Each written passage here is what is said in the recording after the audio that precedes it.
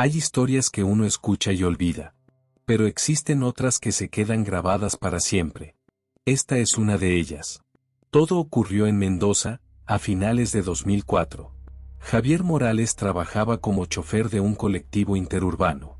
Había manejado durante más de 15 años y conocía cada calle, cada parada y cada pasajero habitual. Era un hombre tranquilo. No creía en fantasmas. No creía en maldiciones. Y siempre se reía cuando alguno de sus compañeros contaba historias extrañas ocurridas durante los recorridos nocturnos. Pero una madrugada cambió su vida para siempre. Era invierno. Cerca de las 11:30 de la noche. La lluvia golpeaba el parabrisas mientras el colectivo avanzaba casi vacío. Solo llevaba 2 pasajeros. Una pareja de ancianos que bajó pocas cuadras después. Cuando el vehículo quedó completamente vacío, Javier suspiró aliviado. Solo faltaban 3 recorridos más para terminar el turno. Al detenerse en una parada solitaria, observó algo extraño. Un niño. Tendría unos 10 años. Vestía un pullover gris y un pantalón oscuro. Llevaba una pequeña mochila azul. Javier abrió la puerta. ¿Vas solo, campeón? El niño levantó la vista. Sí. ¿Hasta dónde? Hasta el final. Su voz era tranquila. Demasiado tranquila. El pequeño pagó el boleto y caminó directamente hacia el fondo. Se sentó en la última fila. Javier continuó manejando. Pero algo le llamó la atención. El espejo. Podía ver perfectamente los asientos. Pero el niño parecía estar sentado completamente inmóvil. No miraba por la ventana. No se movía. Ni siquiera cambiaba de posición. Pasaron 20 minutos. Y seguía igual. Javier decidió romper el silencio. ¿Estás bien? No obtuvo respuesta. Miró por el espejo. El niño seguía mirando hacia adelante. Sin moverse. Sin pestañear. Una sensación extraña recorrió su cuerpo. Intentó concentrarse en la ruta. Pero cada pocos segundos volvía a observar el espejo. Y allí seguía. En la última fila. Inmóvil. Cuando llegaron a la terminal, Javier apagó el motor. Se levantó. Y caminó hacia atrás. Pero el asiento estaba vacío. El niño había desaparecido. Las ventanas seguían cerradas. La única puerta era la delantera. Nadie había bajado. Revisó todo el colectivo. Nada. Pensó que estaba cansado. Que tal vez había imaginado cosas. Pero al día siguiente volvió a ocurrir. A la misma hora. En la misma parada. El mismo niño. La misma mochila azul. Y las mismas palabras. Hasta el final. Durante una semana aquello se repitió. Hasta que una noche, Javier decidió hablar con él. ¿Cómo te llamas? Martín. ¿Y tus padres? Hace mucho que no los veo. ¿Dónde vives? Ya no tengo casa. La respuesta hizo que Javier sintiera un escalofrío. ¿Y entonces dónde bajas? El niño sonrió. Una sonrisa triste. ¿Dónde terminó todo? Y volvió a sentarse en la última fila. Aquella noche, al llegar a la terminal, Javier corrió hacia atrás. Pero el niño había desaparecido otra vez. Sin embargo, encontró algo. Una pequeña figurita de plástico. Un autito azul. Lo tomó entre sus manos. Era real. No podía explicarlo. Al día siguiente mostró el juguete a otros choferes. Uno de los más antiguos se puso pálido. ¿Dónde encontraste eso? Javier contó todo. El hombre guardó silencio. Y finalmente dijo. Hace 20 años hubo un accidente en esa línea. Murieron varias personas. Entre ellas un chico llamado Martín. Tenía 10 años. Y llevaba una mochila azul. Su juguete favorito era un autito. Javier sintió que la sangre se le congelaba. Aquella noche volvió a trabajar. Y cuando llegó a la parada, el niño estaba nuevamente allí. Pero esta vez algo era diferente. Parecía triste. Muy triste. Subió. Se sentó. Y después de varios minutos dijo. Gracias por encontrarlo. Javier miró por el espejo. El niño sostenía el autito entre sus manos. ¿Era tuyo? Sí. ¿Por qué sigues aquí? Porque nadie me recuerda. ¿Qué puedo hacer? El niño lo miró. Y por primera vez sonrió. Solo quería volver a casa. Al llegar al final del recorrido, Javier se acercó. Pero el asiento estaba vacío. Y el autito había desaparecido. Nunca volvió a verlo. Pero desde entonces, cada vez que pasa por aquella parada, reduce la velocidad. Y en silencio, mira hacia la oscuridad. Por si algún niño con una mochila azul todavía sigue esperando el colectivo. Inspirada en relatos y testimonios del antiguo Hotel Edén de La Falda, Córdoba. El Hotel Edén fue uno de los edificios más lujosos de Argentina a principios del siglo XX. Presidentes, artistas y personajes importantes pasaron por sus habitaciones. Pero también se convirtió en uno de los lugares más misteriosos del país. Empleados, turistas y guías aseguran que por las noches ocurren cosas imposibles de explicar. Esta historia ocurrió en 1998. Raúl Quiroga trabajaba como sereno durante las noches. Tenía 52 años. Era un hombre tranquilo. Había trabajado en bodegas, fincas y estaciones de servicio. No creía en fantasmas. Para él, todo tenía una explicación lógica. Aquella noche de agosto era especialmente fría. El hotel estaba cerrado al público. Solo quedaban algunos trabajadores terminando tareas de mantenimiento. A las 11 de la noche, Raúl inició su ronda habitual. Todo parecía normal.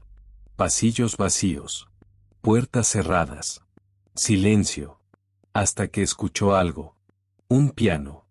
Al principio creyó que era una radio. Pero el sonido provenía claramente del segundo piso. Tomó la linterna y subió. Mientras avanzaba, la música se detuvo. El silencio regresó. Revisó todas las habitaciones. No había nadie. Pensó que había sido producto del viento. Pero a las 2 de la mañana volvió a escuchar el piano. Esta vez más fuerte. Subió rápidamente. La melodía venía del antiguo salón principal. Pero cuando abrió la puerta, no había nadie. Solo polvo. Sillas cubiertas con telas. Y un piano cerrado. Raúl comenzó a sentir miedo. A la noche siguiente ocurrió algo peor. Mientras caminaba por el segundo piso vio una luz encendida. Era la habitación 525. Extrañado, abrió con la llave. La habitación estaba vacía. Pero las cortinas se movían. Y había olor a perfume. Un perfume antiguo. Como el que usaban las mujeres décadas atrás. Apagó la luz y salió. Pero al llegar al pasillo escuchó una voz femenina. Buenas noches. Raúl se dio vuelta. No había nadie. Aquella noche no dijo nada. Pero empezó a notar algo extraño. Siempre que pasaba frente a la habitación 525 sentía frío. Mucho frío. Como si el aire cambiara. Semanas después, mientras hacía una ronda, vio algo reflejado en una ventana. Era una mujer. Vestida con ropa antigua. Cabello recogido. Mirándolo. Raúl giró inmediatamente. Pero detrás suyo no había nadie. Corrió hasta la ventana. El reflejo había desaparecido. Al día siguiente comentó lo ocurrido con un antiguo empleado. El hombre lo miró seriamente. No sos el primero. Muchos la vieron. Raúl intentó reír. Pero el anciano continuó. Dicen que era una huésped que murió en el hotel. Nunca se supo exactamente qué pasó. Pero algunos creen que todavía sigue aquí.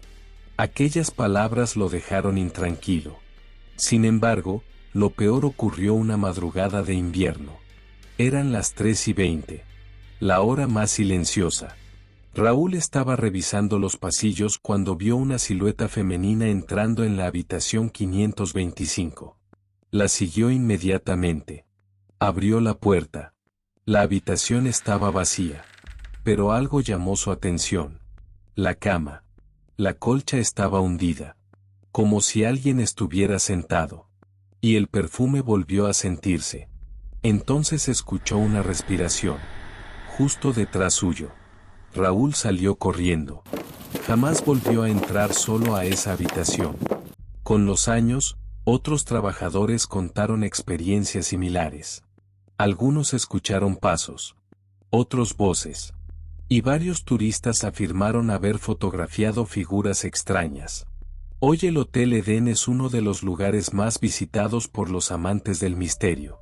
Y aunque muchos creen que todo tiene una explicación, todavía hay quienes aseguran que, durante las noches más frías, una mujer vestida de otra época continúa caminando por los pasillos, y que la habitación 525 nunca está realmente vacía. La joven que despertó dentro de su ataúd. Hay historias que parecen inventadas.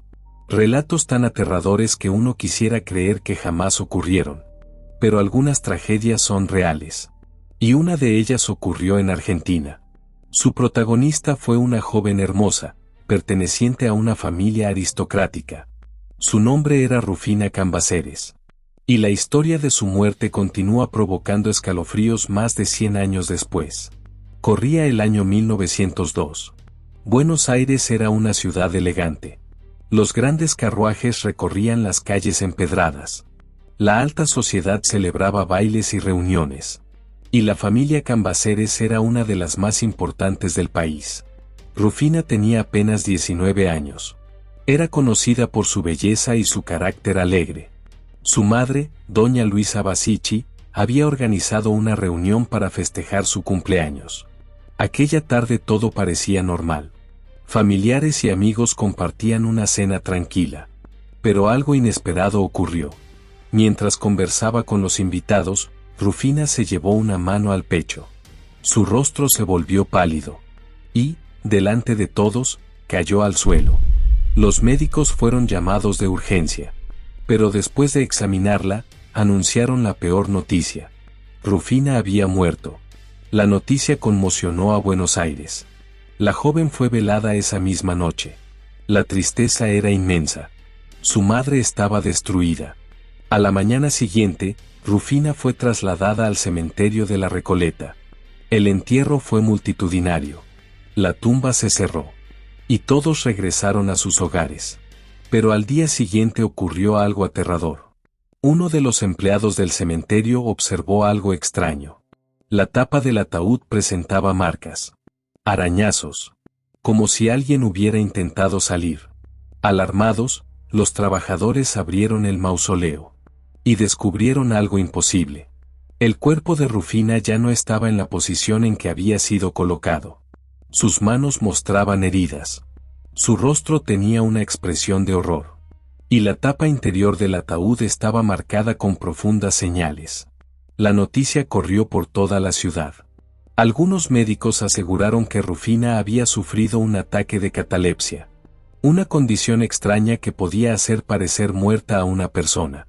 Según esa teoría, la joven habría despertado dentro del ataúd. Y habría intentado escapar desesperadamente. Pero ya era demasiado tarde. La tragedia se convirtió en una leyenda. Y con los años comenzaron los relatos. Visitantes del cementerio de la Recoleta afirmaban ver a una joven vestida de blanco caminando entre los mausoleos. Otros aseguraban escuchar llantos durante la noche. Incluso algunos serenos confesaron haber sentido pasos detrás de ellos cuando recorrían el lugar. Uno de ellos, llamado Ricardo Gómez, contó algo que jamás olvidó. Era una noche fría de invierno. Cerca de las 3 de la madrugada realizaba su ronda habitual. Todo estaba en silencio. Solo se escuchaba el viento moviendo los árboles. Cuando pasó frente al mausoleo de Rufina, sintió un perfume dulce. Un aroma delicado. Extraño. Se detuvo. Miró alrededor. Y entonces la vio. Una muchacha de cabello oscuro. Vestida con un largo vestido blanco. Permanecía de pie frente a la estatua de mármol. Ricardo pensó que se trataba de una visitante. Se acercó. Pero la joven comenzó a alejarse lentamente. Señorita, el cementerio está cerrado. La muchacha siguió caminando. Cuando el sereno llegó al otro lado del pasillo, no había nadie. Desapareció. Durante años otros trabajadores relataron experiencias similares. Puertas que se abrían solas. Sombras. Voces. y un perfume que aparecía sin explicación. La leyenda creció. Y hoy el mausoleo de Rufina Cambaceres es uno de los más visitados del cementerio de la Recoleta. Su estatua muestra una puerta entreabierta, como si la joven estuviera saliendo, como si todavía buscara escapar, como si aquella terrible noche jamás hubiera terminado. Pero lo más inquietante ocurrió en 1976. Un guardia nocturno juró haber visto a una joven sentada junto al mausoleo. Parecía llorar. Al acercarse, ella levantó lentamente la cabeza. Tenía los ojos llenos de lágrimas. Y con una voz suave le preguntó: ¿ya amaneció? El hombre quedó paralizado. Parpadeó apenas un segundo. Y la joven desapareció. Desde entonces, algunos creen que Rufina todavía permanece allí, esperando, confundida, sin comprender qué ocurrió aquella noche, buscando la salida, y preguntándose si realmente despertó demasiado tarde. Suscríbete.